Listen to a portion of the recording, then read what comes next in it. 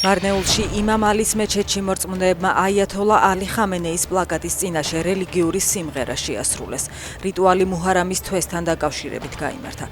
მარნეულის მეჩეთი ხშირად ხდება საზოგადოების ყურადღების ცენტრში ანტიამერიკული რიტორიკისა და პროირანული ქადაგებების გამო.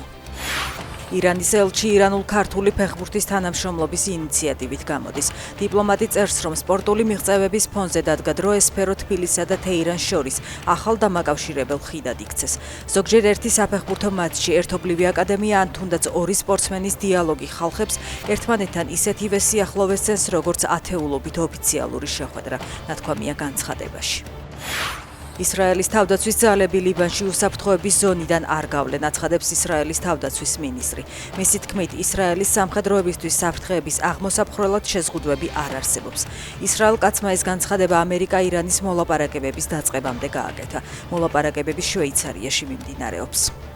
საფრანგეთში სიცხის გამო საფრთხის უმაღლესი წითელი დონე გამოცხადდა, ნავარაუდევია ტემპერატურის 41 გრადუსამდე მომატება. ხელისუფლებამ საგანგებო ზომები შემოიღო და მუსიკალურ ფესტივალებზე ალკოჰოლური სასმელების მიღება აკრძალა. წითელი საფრთხის ზონაში მოხვდა პარიზიც.